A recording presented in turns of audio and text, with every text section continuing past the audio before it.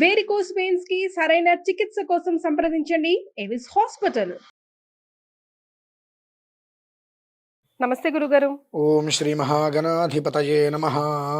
స్కంద షష్ఠి వస్తుంది. సుబ్రహ్మణ్య స్వామి మరో పేరే కదా గురుగారు అవునండి. స్కందుడు అంటే. మరి ఈ రోజుని మేమంతా ఎలా సద్వినియోగం చేసుకోవాలో ఈ వీడియో ద్వారా సుమన్ టీవీ ప్రేక్షకులకు తెలియజేద్దాం. తప్పకుండా అమ్మ. మామూలుగా ఎప్పుడైనప్పటికీ కూడా షష్ఠి అనేటువంటిది వస్తే సుబ్రహ్మణ్య స్వామి ఆరాధన విశేషమే.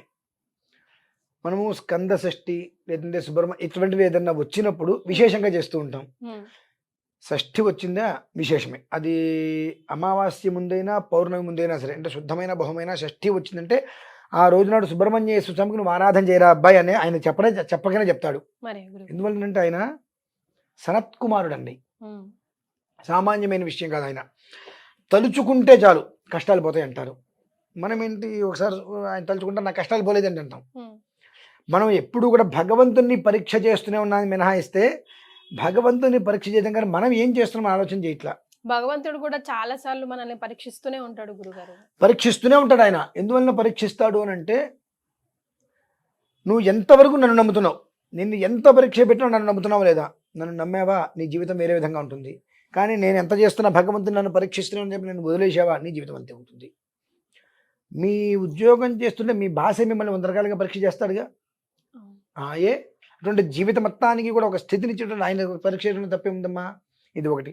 అయితే షష్ఠి రోజు నాడమ్మా మనకు ఇక్కడ స్కందగిరి టెంపుల్ ఉంది, సుబ్రహ్మణ్య టెంపుల్. నాకు చాలా ఇష్టమైంది. నా జీవితం మార్చింది ఆ టెంపుల్. ఒక రకంగా చెప్తాను. ఆ సుబ్రహ్మణ్య స్వామి టెంపుల్కి వెళ్ళి ఆయనకి ఆరాధన, అమ్మవారి దీపారాధన చేసుకోవడం అనేటువంటిది చాలా శ్రేయోదాయకం. ఎలా చేయాలి గురుగారు? ప్రత్యేకమైన నియమాలు ఏమైనా ఉన్నాయా? ప్రత్యేకమైన నియమము అంటే పూజ చేయటం అంటేనే కొన్ని నియమాలు ఉంటాయి. ఆ నియమం అనేటువంటిది ప్రతి ఒక్క మనిషికి తెలిసిందే. ఇది ఇలా చేయండి, ఇది ఇలా చేయండి అని ప్రత్యేకంగా మనం చెప్పవలసిన అవసరం లేదు. సుబ్రహ్మణ్యేశ్వర స్వామికి ఏదంటే ఇష్టము, పాలు, చలిమిడి, చిమ్మిరి ఆయనకి పెట్టడమే. అంతకు మించి తేలికగా మీ ఇంటి పరిసరాలు ఉండేటువంటి దాంట్లో అయిపోయే చిన్న పరిహారం చెప్తానమ్మా. సుబ్రహ్మణ్యేశ్వర స్వామి సంతానకారకుడు. ఆయన అనుగ్రహం కలిగిందా, డాక్టర్లు సర్టిఫికెట్ ఇచ్చేస్తే నీకు సంతానం కలగదు అని చెప్పి సంతానం కలుగుతుంది. ఆయన అనుగ్రహం కావాలి, దానికి ఆయన అనుగ్రహం కావాలి. అటువంటి అనుగ్రహం మనకు కావాలంటే మనకు ఉన్నటువంటి కొన్ని దోషాలు పోవాలమ్మా. ఆ దోషాలు మన నుంచి దూరం కావాలి అంటే మంగళవారము లేదా ఆదివారము లేదా ఇలా షష్ఠి వచ్చినప్పుడు కొన్ని చిన్న చిన్న ప్రక్రియలు, బియ్యపిండి, పంచదార, ఈ 2 తీసుకువెళ్ళి మన ఇంటి దగ్గర పుట్టలు ఉంటాయి కదమ్మా, ఆ పుట్టల చుట్టూతా చల్లితే చాలమ్మా. ఎన్నో రకాల దోషాలు పోయి సంతానానికి వంశవృద్ధికి మంచి సమయం అనేటువంటి భగవంతుడు ఇస్తాడు. ఎందువలన సంతాన ప్రక్రియలో దోషాలు వస్తూ ఉంటాయి, నాగదోషాలు వస్తూ ఉంటాయి అంటే చెబితే కోపాలు వస్తాయి ఆడవాళ్ళకి. చాలామంది వాళ్ళకి ఏదైనా నెలసరి ఇబ్బంది వచ్చినప్పుడు ఇవాళ టీవీలో రకరకాలవి చూపిస్తున్నారు, అవన్నీ వాడి బయటపడేస్తారు. కాకులు అవి ఏం చేస్తాయంటే అవేవో తినే పదార్థం అనుకొని వాటి పుట్టల దగ్గర తీసుకెళ్తాయి. ఆ దాంట్లో ఉండేటువంటి వేడికి ఆ గుడ్లు చనిపోతాయి. పాము పుట్ట మీద పడ్డప్పుడు ఆ లోపల ఉండేటువంటి అన్ని కూడా చనిపోతాయి అమ్మా. చనిపోయినప్పుడు ఆ దోషం ఎవరికి వస్తుంది? మనకే వస్తుంది. ఆ దోష ప్రాయశ్చిత్తం ఎలా? జన్మతహాగా నాకు దోషం లేదు, జన్మతహాగా కొన్ని దోషాలు లేవు, కానీ ఆపాదించినాయి. దీని నుంచి అదే మనకి ఎలా తెలుస్తుంది అనే విషయాలు జాగ్రత్తగా పరిశీలన చేసుకోవాలి. చేసుకున్నప్పుడు అందులో వస్తాయి. అంటే వీళ్ళకి సంతానం కలగలేదు, లేదంటే కలిగినట్టు సంతానం కాస్త అంగవైకల్యంగా ఉండటము, ఇటువంటి కొన్ని ఎందుకు వచ్చినాయి కారణాలు ఏంటనేటువంటి విషయం చూస్తే తెలుస్తాయి. త్వగ్దోషం, మాతృదోషం 2 ఉంటాయమ్మా ఇందులో. ఆ దోషంలో ఏ దోష భూయిష్టంలో కలిగింది ఇట్లా అనేటువంటిది మనం తెలుసుకోవాల్సిన పరిస్థితి ఉంటుంది. అటువంటి వాటి నుంచి కనీసం మాత్రం మనం బయటపడాలి అంటే మంగళవారం కావచ్చు, ఆదివారం కావచ్చు, షష్ఠి ప్రధానంగా వచ్చినప్పుడు ఓపిక, ఎంత ఓపిక ఉంటే అంత పంచదార, బియ్యపిండి అంతే తీసుకొని పుట్ట చుట్టూతా ఆ పుట్ట చుట్టూతా ఇవాళ మొత్తం వేసేసారు కదా, రేపు ఎల్లుండి వెళ్ళి చూడండి. చూసినప్పుడు ఆ మీరు వేసిన పంచదార, బియ్యపిండి అవంతా లేకుండా ఆ వేసిన ప్రదేశంలో కనుక ఒక పుట్టలాగా ఏదైనా వస్తే మీకు అదృష్టం పట్టబోతుంది. మీకు అదే రూఢి. ఈ ఒక్క నాగదోషాలు గట్రా ఏదైనా ఉంటే వాటి నుంచి బయటపడి అదృష్టం వైపు మీకు అడుగు వేస్తున్నారు అది యోగం. అది ఏ రకమైన యోగమైనా కావచ్చు. సంతానం ఒక్కటేనే కాదమ్మా. సుబ్రహ్మణ్యం అనగానే సంతానం ఒక్కటే అని మనం అనుకుంటాం. సంతానం ఒక్కటే కాదు. అది నీకు గృహయోగం కావచ్చు, వాహన యోగం కావచ్చు, వస్తు యోగం కావచ్చు, సౌభాగ్య యోగం కావచ్చు, ఏదైనా సరే ఆ ఒక యోగం అనేటువంటిది నీకు ప్రారంభం కానుంది అనేటువంటిది నీకు అక్కడ ప్రత్యక్షంగా తెలిసిపోతుంది. అటువంటి రోజు ఆదివారం షష్ఠి రెండు కలిసి వచ్చినాయి కాబట్టి ఖచ్చితంగా స్కందగిరికి వెళ్ళి సుబ్రహ్మణ్యేశ్వర స్వామికి అభిషేకం చేసుకోవడం ఒక విధానం. ఆ అభిషేకం చేసుకున్న అనంతరం అక్కడ అమ్మవారికి దుర్గమ్మవారి దగ్గర దీపారాధన పెట్టడం ఒక విధానం. అంత దూరం వెళ్ళలేకపోతే మీ ఇంటి పరిసరాల్లో పుట్టలు ఏదైనా ఉంటే పంచదార బియ్యపిండి ఒక 50 గ్రాములు సరిపోతుందా అండి? కౌంట్ పెట్టద్దు, స్తోమతకు తగ్గట్టు కౌంట్ అసలు పెట్టద్దు. తీసుకెళ్దాం అంతే. ఒక అంత తీసుకెళ్తాం, నష్టమే ఉంది. మొత్తం చుట్టూతో పుట్టకు చుట్టూతో పోసండి. ఎన్నో చీమలు తింటాయిగా. ఆ చీమలు తిన్నప్పుడు ఆ పుట్ట పెరుగుతూ ఉంటుంది. ఆ పుట్ట ఎప్పుడైతే పెరుగుతూ ఉంటుందో ఆ పుట్ట పెరగడానికి కారణం మనమయం. అంటే మనకు గూడు లభ్యం కాబోతుంది. ఆ గూడు అనేటువంటిది అనేక రకాలుగా ఉండవచ్చు.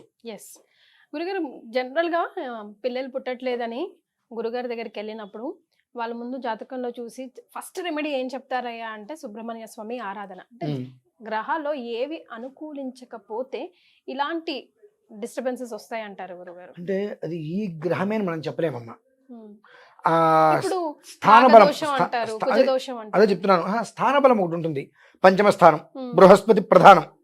బృహస్పతి యొక్క అనుగ్రహం లేదు, సంతానం కలగదు. బృహస్పతి అనుగ్రహం చాలా బాగుంది. శుక్రుడు నీచంలో ఉన్నాడు, కుజుడు నీచంలో ఉన్నాడు. దంపతులు అన్యోన్యం లేదు, సంతానం ఎందుకు కలుగుతుంది? అంటే ఒకటి ఎప్పుడు బేస్ చేసుకోవద్దు. జాతకం చూసినప్పుడు మినిమంగా ఒక విషయం మనం తెలుసుకోవాలంటే 7 రాత్రులు పడుతుందమ్మా. ఇది ఎందుకు అని తెలుసుకోవాలంటే ఇలా చూడంగానే చెప్పడం ఇది కాదు, పడుతుంది. 32 చక్రాలు వేయాలి. ఇది ఎందుకు, దీని మూలం ఏమిటి అనేటువంటి విషయం తెలుస్తుంది. ఆ తెలిసినప్పుడు ఆ మూలం ఏ రకంగా మనం దాని నుంచి బయటపడాలి. ఏదో చేసేసాం కాదు కదా. నేను ఈ నాగప్రతిష్టలు చేస్తుంటారు, నేను అసలు ఒప్పుకోను దానికి.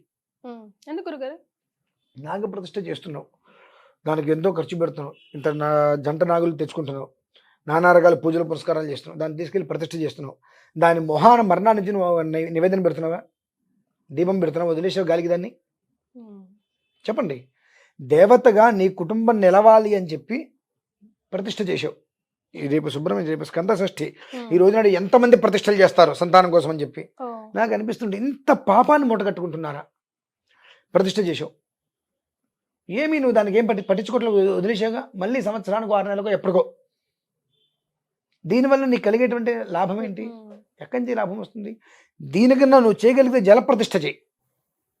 జలప్రతిష్ఠ అంటే రాతి విగ్రహం తీసుకో, జంట నాగులది, దాన్ని మొత్తం చిమ్మిరి చలిమిడితో చుట్టే, మొత్తం ఆ విగ్రహం కనిపించకుండా చిమ్మిరి పెట్టి, దానిపైన మొత్తం చలిమిడి పెట్టి, ఆ జలప్రతిష్ఠగా తీసుకెళ్ళి దాన్ని నీటిలో వదులు. ఆ నీటిలో వదిలినప్పుడు ఏమవుతుంది, ఆ దాని నుంచి వచ్చేటువంటి చలిమిడి కానీ అన్నీ కూడా జలచరాలు ఎన్నో తినేస్తాయి. ఆ నీటిలో నువ్వు వదలటం వలన దానికి కావాల్సిన ఆహారం అది తీసుకుంటుంది. నువ్వు ప్రాణప్రతిష్ఠ చేసి నిలబెట్టి దానికి నువ్వు కడుపు నింపట్ల, ఆ దోషాలు ఎవరికి వస్తున్నాయి? ఇటువంటివన్నీ ఉన్నాయి. కాబట్టి ఏది మూలాధారం, ఏది ప్రాణాధారం అనేటువంటి విషయాన్ని తీసుకోగలిగితే అది చాలా శ్రేయస్కరం. ఈ షష్ఠి వచ్చింది అంటే చూస్తుంటే విపరీతంగా సుబ్రహ్మణ్య విగ్రహ ప్రతిష్టలు చేస్తూ ఉంటారు. ఇంత పాపాలు ఎంత మూటగట్టుకుంటున్నారు భగవంతులని నేను బాధపడుతూ ఉంటాను. దీనివల్ల ఎవరు ఇబ్బందులు పడుతున్నారు? సంతానం కోసం నానా రకాల తాపత్రయాలు పడి వాళ్ళే ఇబ్బందులు పడుతున్నారు. మళ్ళీ దాన్ని చూసుకొని జాగ్రత్తగా చేసుకోగలిగితే అది సకల శిరోదాయకమమ్మ, అది విషయం. అలాగే అందరికీ కూడా మరొక విషయం ఏంటి అంటే, రేపు 25వ తారీఖు ఏకాదశి, జ్యేష్ఠా నక్షత్రం, శనివారం.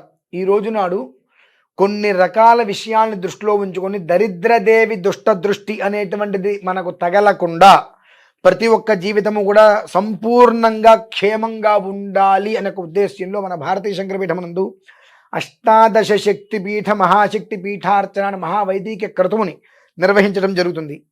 ఆ ఒక మహావైదిక క్రతువులో పాల్గొనదలిచిన వారు, ప్రత్యక్షముగా లేక పరోక్షముగా అయినా పాల్గొనదలిచిన వారు ఖచ్చితంగా కూడా భారతీయ శంకరపీఠం సంప్రదించి పాల్గొనగలరు. తద్వారా మనం పొందేటువంటి ఫలితం ఏమిటి అంటే, మన పరిసరాలలో జ్యేష్ఠాదేవి పేరుగాంచినటువంటి దరిద్రదేవిగా ఏ పేరైతే గాంచి ఉన్నదో మన కుటుంబ పరిసరాలలో ఆ పేరును మన కనము వినకుండా కుటుంబం అనేటువంటిది చాలా సకల సౌభాగ్యంగా శ్రేయోదాయిగా ఉంటుంది. కాబట్టి అందరూ కూడా గమనించగలరు. రైట్, చాలా సంతోషం గురుగారు, ధన్యవాదాలు. రమేష్ గారు.